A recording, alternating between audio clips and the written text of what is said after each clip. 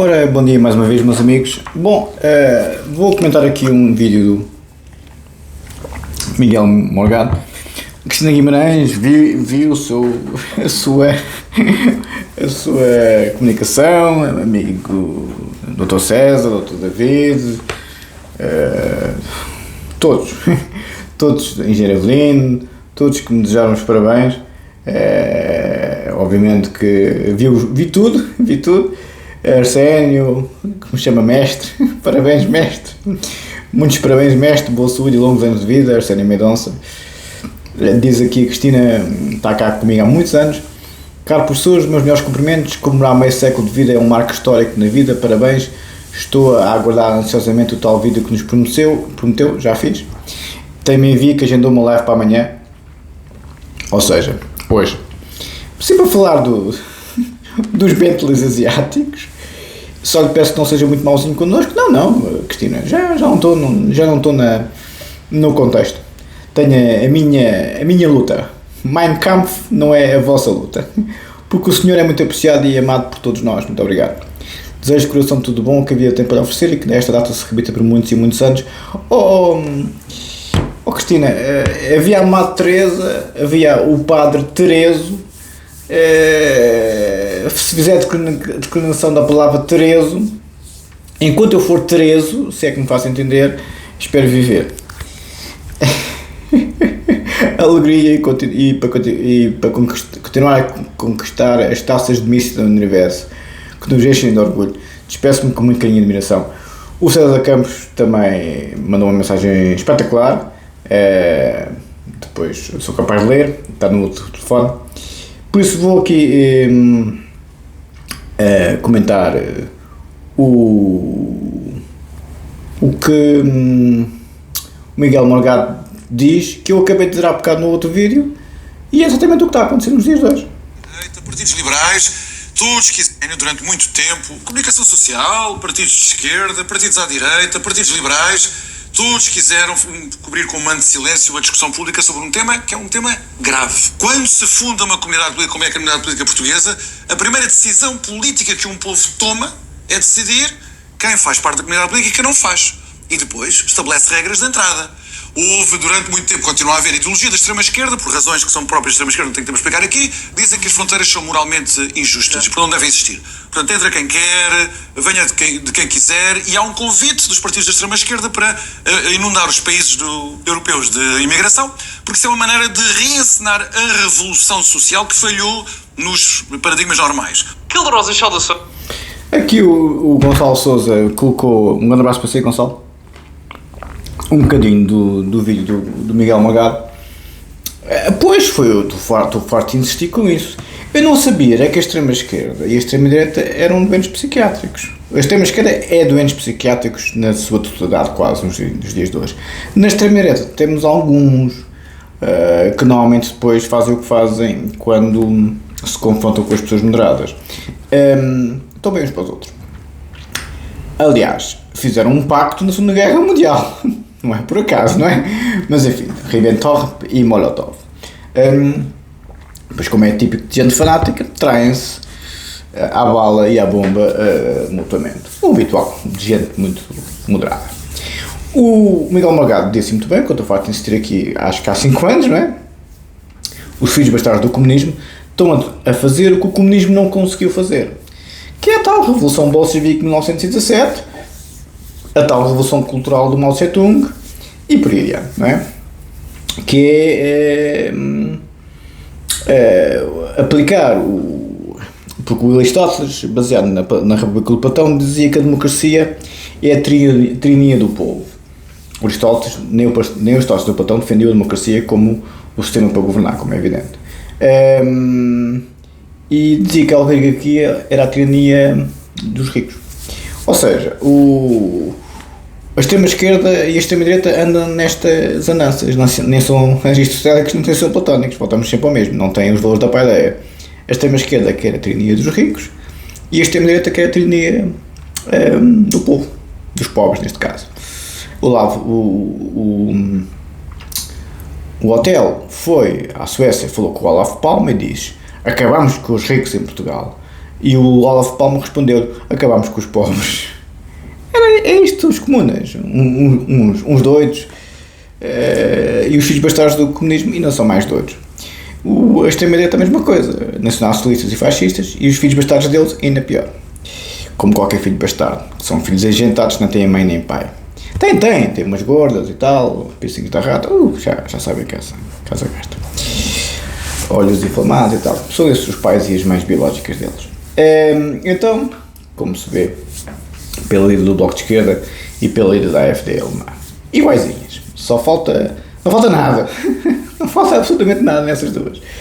Então, onde eu quero chegar é que o Miguel Morgado, muito bem, diz que pronto, esta extrema-esquerda está a querer fazer a revolução cultural à Mao Tse-tung e bolchevique a Vladimir Ilyich Lenin, que os comunas não fizeram, ou seja, não há fronteiras, não há Estado de Direito, não há hierarquia do ponto de vista sociológico ou político, é a liberdade, a igualdade e a fraternidade, uma espécie de anarquia sociológica, ou seja, como se viu o Afonso Gonçalves, a uma histérica doida, a dizer que à porta da minha faculdade, uma das minhas faculdades, Faculdade de Ciências Sociais e Humanas da Universidade Nova de Lisboa, onde eu fiz doutoramento em filosofia, como sabem,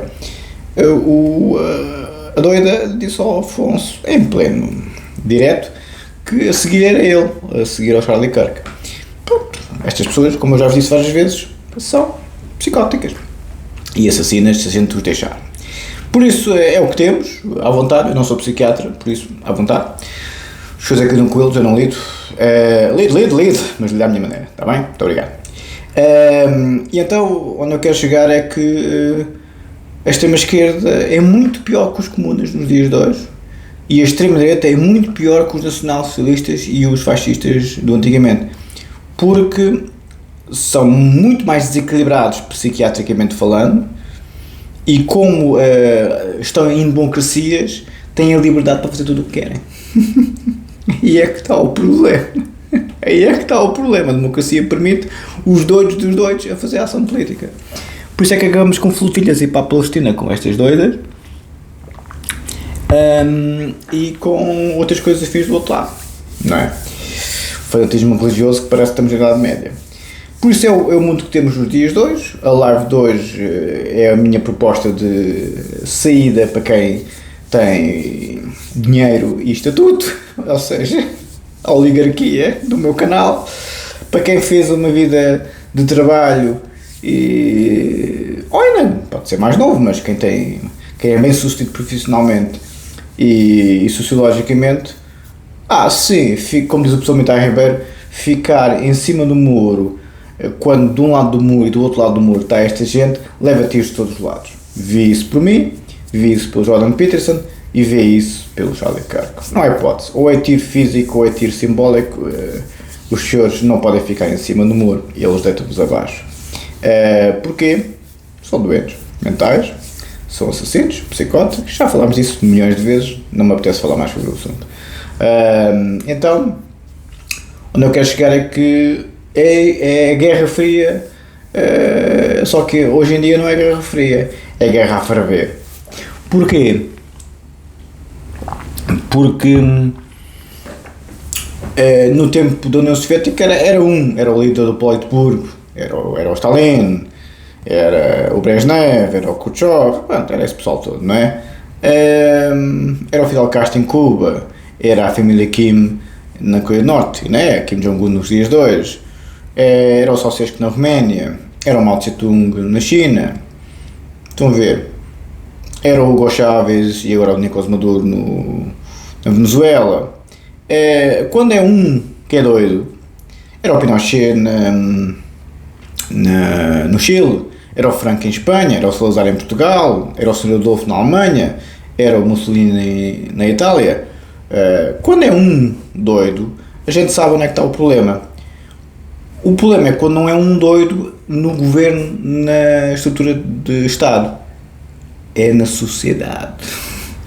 O problema é esse, é que agora temos uma série de ditadores na sociedade, devido a uma única razão: tecnologia, computadores, redes sociais, tornaram-se as polícias políticas dos dias de hoje. Boa sorte. Muito obrigado. É o meu dia de anos.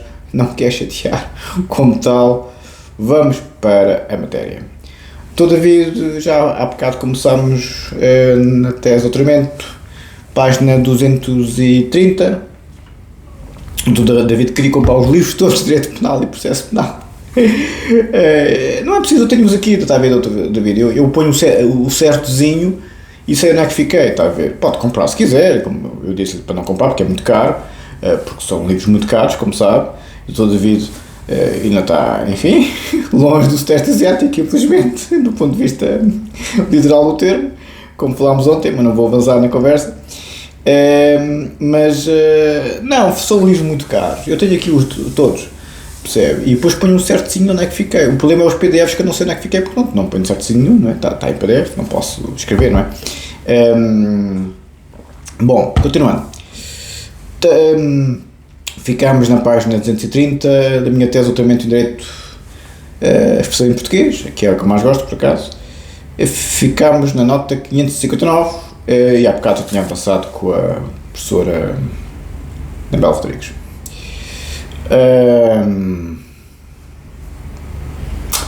Ora, deixa cá ver. Perdão.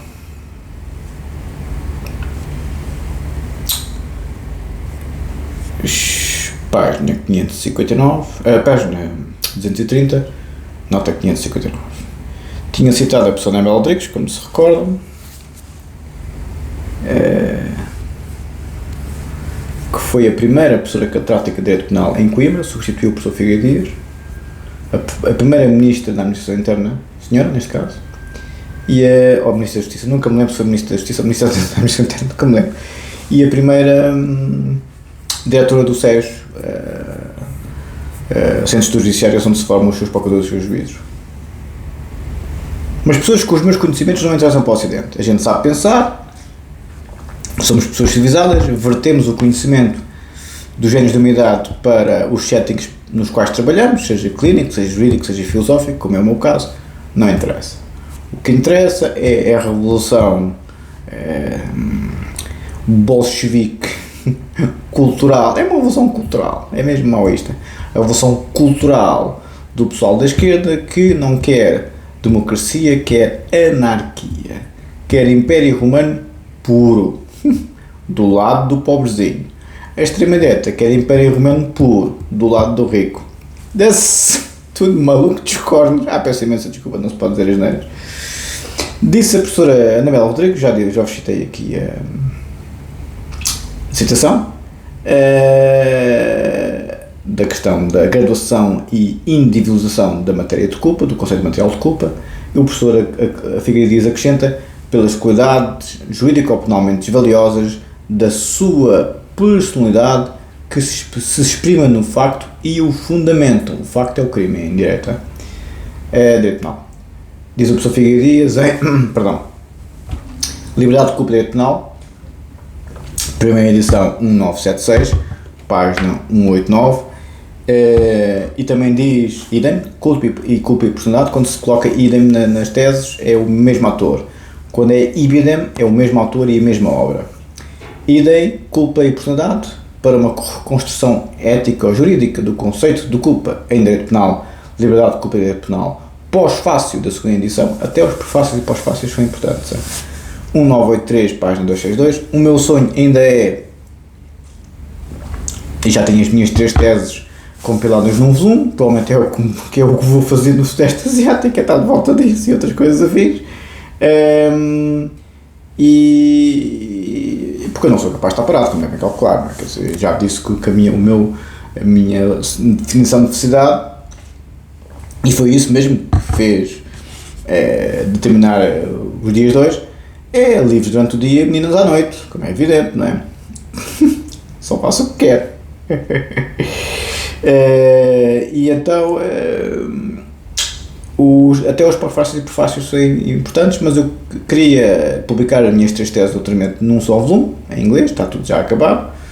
Estava à espera de defender a tese em Direito para poder publicar tudo em inglês sem haver conflitos nenhuns com a Academia.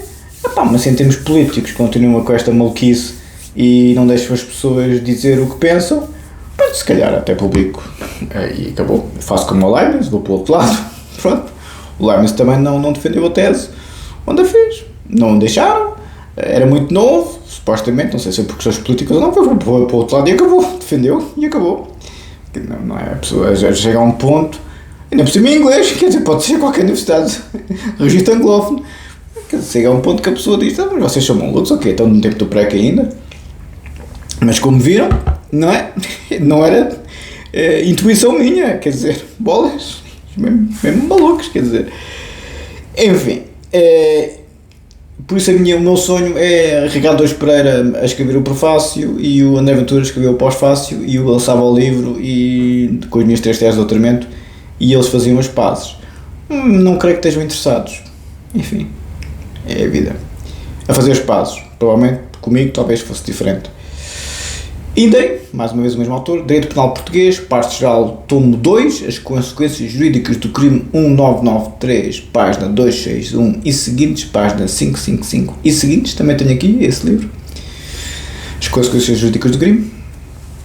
E já agora posso dizer que nunca li esse livro aqui. Tenho aqui, ou seja, tenho aqui 1, 2, 3, 4, 5 na minha mesa.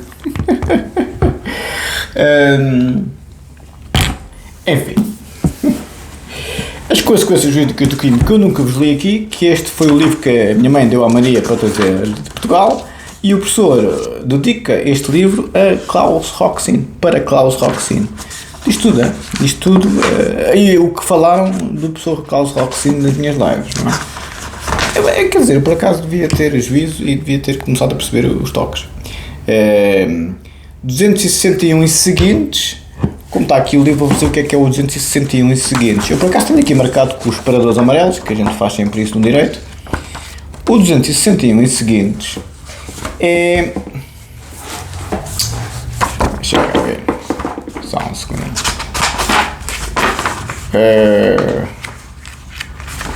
Este você não vai apanhar em lado nenhum, Dr. David, porque este é...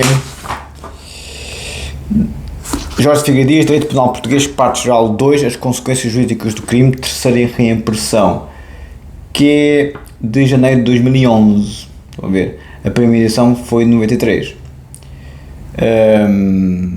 Exatamente. E este é o segundo volume da Doutrina Geral do Crime. Estão a ver? Ele fala, no 261 e seguintes, da problemática atual no que concerne à evolução do direito português, da reincidência, os casos que é o 9º capítulo, casos especiais de determinação da pena, e depois fala também, logo a seguir, página 555 e seguintes. Na página 555 e seguintes, ele fala, sou professor, que é o 15º capítulo, a pena relativamente indeterminada, que é a finalidade e essência político-criminal, finalidades e essência político-criminais, evolução político-criminal, dogmática e legislativa. Estão a ver? Espetacular. O professor Figueiredo é fabuloso. Este título da reincidência, evolução e relevo jurídico-penal, ou seja, a reincidência do criminoso, não é? São anos a fio a cometer um crime ou é esporádico? Vamos ver. Bom, continuando.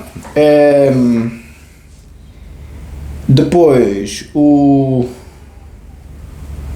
quanto à reincidência, que acabei agora mesmo de dizer, e pena relativamente indeterminada, acabei mesmo agora de dizer, que são estes os temas que o professor Figueiredo Dias trabalha nesta situação. Figueiredo Dias, o problema da consciência de licitude em direito penal, que é a tese de doutoramento do professor Figueiredo Dias, 1969, primeira edição, 1995, edição que eu tenho, página 132 e seguintes.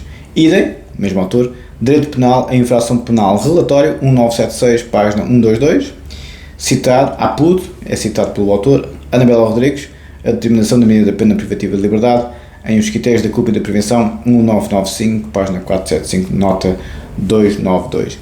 Ficamos por aqui, página 230, Dr. David, nota 561. Ficamos exatamente no final da nota de 561, que é, vou começar a ler quando a nota 561 acaba, que é as palavras a seguir, como vai ver, é capaz por isso de ir ao encontro. Capaz por isso de ir, se quiser colocar só 3 ou 4 palavras.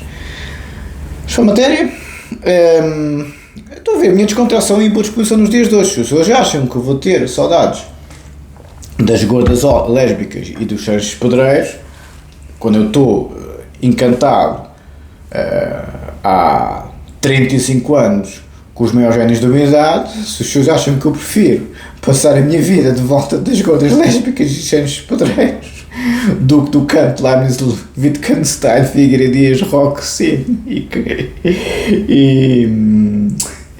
e professor Pinto Albuquerque, acho que dá para ver onde é que está, enfim, o bom senso, não é? Que por amor de Deus, só um maluco, é preciso ser mesmo maluco, é que, pá, quer dizer, é que é preciso ser mesmo maluco, a pessoa está-se a sacrificar por, enfim, não é?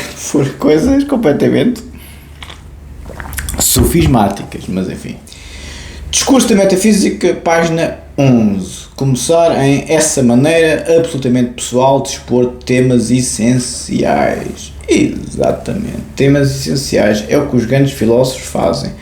Não é as gotas lésbicas e os chanches pedreiros, que aquilo é tudo uma camada de gente iletrada, desequilibrada e completamente estúpida, como é evidente, não é? Quer dizer, é peles a porcos milhões de vezes. A revolução cultural da esquerda está a conseguir fazer das pessoas completamente autómatas, não da razão, como dizia o Bertrand Russell, mas da irrazão, da irracionalidade, da ilogicidade. Contra a 100% dos meus filósofos favoritos, que são o Kant, o Leibniz e o Wittgenstein, e o Heidegger e o Husserl também, como é evidente, que são os homens que articulam a filosofia e a matemática, e a física e a matemática, como é o caso do Kant. Eu sou profundamente racionalista, profundamente lógico, do ponto de vista formal e operativo. Obviamente que a chancharia pedreira e as gotas alcoólicas são exatamente o oposto, por isso, boa sorte, ficas tu com eles, enquanto eu deixar, claro, e os grandes clínicos vão ser recrutados na extrema esquerda e na extrema direita. Os grandes filósofos a mesma coisa, os grandes juristas a mesma coisa. Vos garanto que eu, Paulo Nato, Gonçalo Almeida Ribeiro, Júlio e companhia, não, o nosso intelecto, nós não somos psiquiatras, nenhum de nós. Isto é gente que só pode ser trabalhada, como é evidente, pelos psiquiatras, coitados. Jesus. Ora, onde é que temos aqui o tio Leibniz? Deixa cá ver onde é que ele está.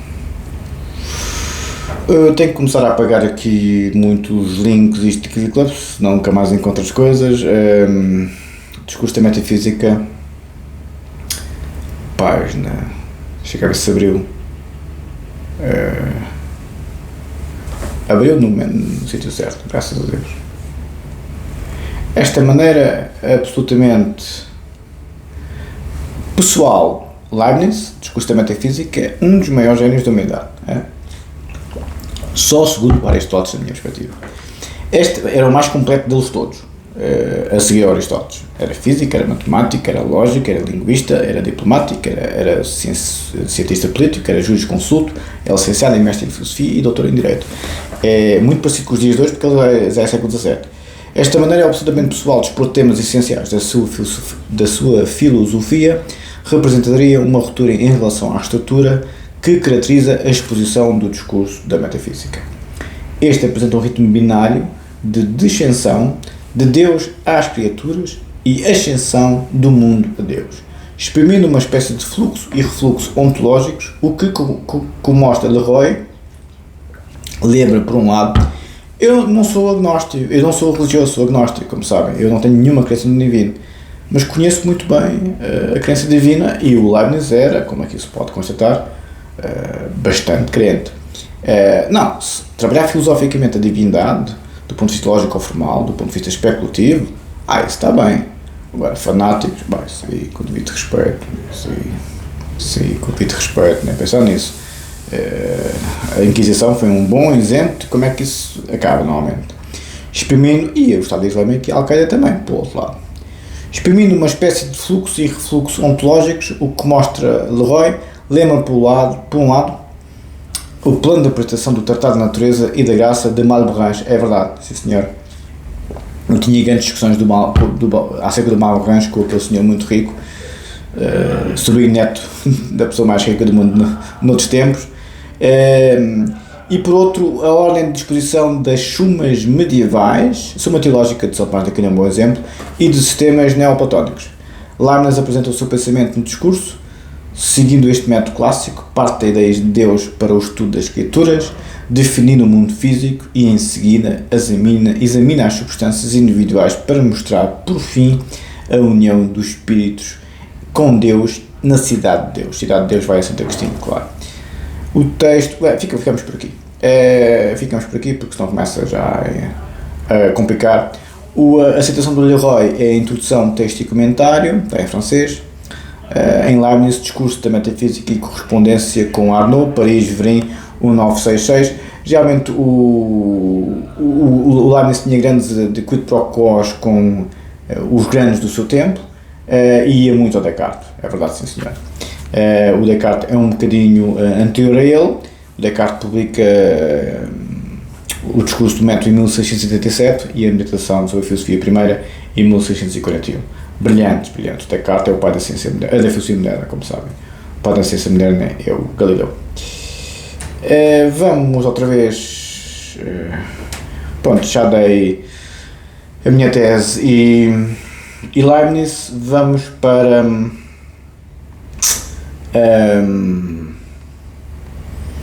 o Tratado Lógico-Filosófico do Dr. David, o Kant. Trabalhamos hoje na live, está bem, como eu lhe disse ontem. Vamos para o Tratado Lógico-Filosófico do Wittgenstein, que articulou a matemática e a filosofia como ninguém, e foi verdadeiramente quem fez da filosofia analítica uma área completa autónoma do saber, e ainda que foi o Frege que fundou a filosofia analítica, como sabem. Sabem porque eu vos digo, não é? O Tratado Lógico-Filosófico, tínhamos ficado na página 17, isto é confirmação ou infirmação, e na introdução, iniciar o segundo parágrafo em primeiro lugar são, ou seja, vamos para a página 17, isto é confirmação ou infirmação, página 17 do Tratado Lógico-Filosófico. Vamos para o Wittgenstein e depois acabamos e vamos para os códigos. Eu perguntei ao pessoal se gostavam mais da filosofia ou do direito. Uns dizem filosofia, outros dizem direito. Dá para tudo. Agora encontrei primeiro o Kant, como é evidente, não é? Quando estou à procura do Kant, não encontro o Kant. Quando não estou à procura do Kant, encontro o Kant. Normal. Temos aqui o Wittgenstein, página 17. E Tratado Lógico-Filosófico, Investigações Filosóficas, Ludwig von Wittgenstein, 6ª edição. Deixa cá ver se isto abre. Graças a Deus tem a numeração romana, porque assim está escrito na página, senão uma confusão, os PDFs. Talvez a última frase tenha sentido, mas não tem hoje significado. Outras, ou as mesmas questões, têm o mesmo sentido em 1890. Tem o Cruzeiro do Sul, sentido para a Europa do ano 1000. Tem o papiro como suporte de escrita.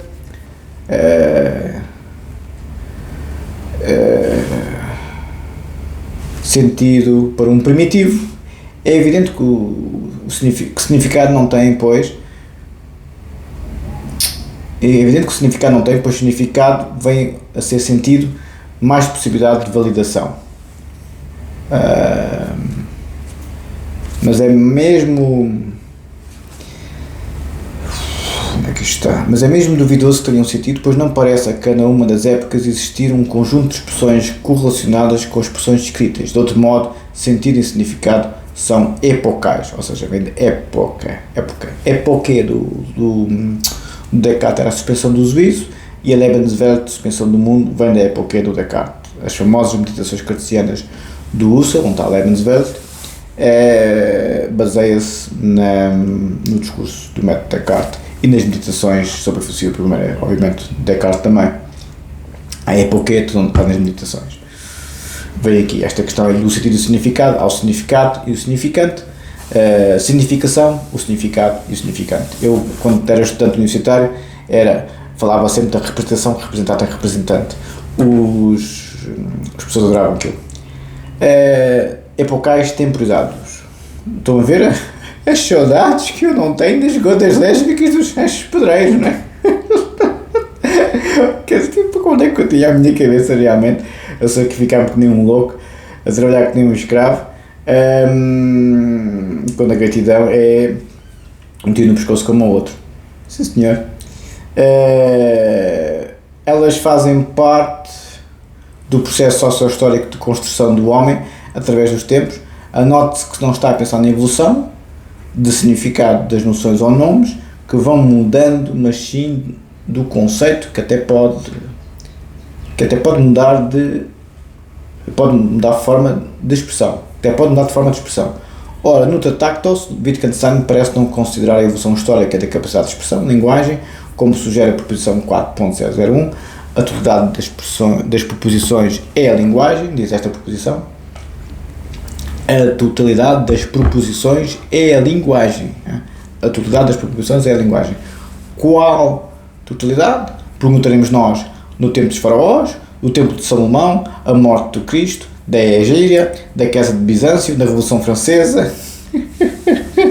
Antes vem 4. O pensamento é a proposição com sentido. E mais adiante, 4.2, o sentido de uma proposição é o seu acordo ou desacordo com as possibilidades da existência ou não existência do estado de coisas. É uma lógica blindada, o tio Wittgenstein. Estamos muito longe das coisas lésbicas e dos sons pedrais. Nada contra as coisas, nada contra as lésbicas, mas por acaso esse pessoal que está nos 4 cavaleiros do Apocalipse. Há muita gente gorda impecável e muita gente lésbica impecável, politicamente neutras. Mas por acaso a quantidade de pessoas que estão com estas características ontológicas nos 4 cavaleiros do Apocalipse é que é interessante ver, não é? Pronto. Ficamos por aqui. Dr. David, ficamos no tautológico filosófico e ainda usando expressões que não utilizamos de modo igual. Está a ver? 3.263. Página 18 ainda. Matéria. Direito penal. Vamos só para o Código de Processo Penal, que há bocado não li, volume 1, muito rapidamente, porque também não me quero amassar muito com muita coisa. Estamos na introdução do Código de Processo Penal. Particularmente relevante para a elaboração do presente Código foi a ciência jurídica ao processual penal dos países referidos, o que facilmente se compreende, certo como é ter sido este poderoso movimento de elaboração dogmática que ficaram de ver-se os progressos registados na afirmação das implicações dos princípios basilares de um Estado de Direito democrático e social sobre um processo penal que se quer. Sintonizado com tais princípios, a mesma doutrina devem, de resto, acreditar-se os esforços mais consequentes na procura de alternativas suscetíveis de plasmar com maior eficácia na experiência cotidiana aqueles princípios e a última axiologia a que prestam homenagem. Vamos um bocadinho para a letra da lei e porque eu não vos posso dar os livros todos, nunca mais saio daqui. Já vos dei há bocado a doutrina das consequências jurídicas do crime, já não foi mal, já não vou para a doutrina geral do crime do professor Figueiredo porque já vos dei a consequência jurídica do crime, que é a parte segunda, o tomo 2 da doutrina geral do crime. Porque estão também isto para mim foi a minha vida toda, não é? Foram 26 anos de vida clínica, mas foram 35 anos disto. Eu desde que era miúdo nunca larguei este pessoal, não é? Isto é mesmo a minha essência. Ao que parece, sou uma besta porque tenho estes valores. Pronto, também, sim senhor. Minha linha de cartão e parece que os comunas originais e o outro lado gosta mais de mim, de longe. Por isso a gente só está onde é desejado. Não é? O desejo é o desejo do outro. O desejo é o desejo do outro, como dizia o Lacan. Como está? Estamos juntos, mano. Estamos juntos. Não tem problema nenhum. Quando veio o tom, eu costumo. Letra da lei, artigo 127 do Código de Processo Penal, livre a apreciação de prova, e com isto concluo. Tínhamos ficado na comissão do crime. Assim sendo incerto o dia da comissão do crime, mais conhecido o ano, deve considerar-se por efeito de contagem. Não tinha ficado aqui, peço desculpa. Pelas mesmas razões, o princípio também se aplica à determinação de factos relevantes para a decisão sobre atos e vícios processuais, nulidades, irregularidades, proibições de prova. Ficamos por aqui, já fica longo. A letra da lei. Ficamos num estado de direito do processo penal.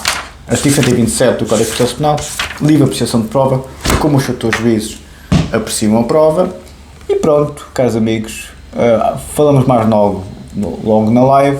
É uma injeção capilar de matéria. Ok? Até logo. Obrigado.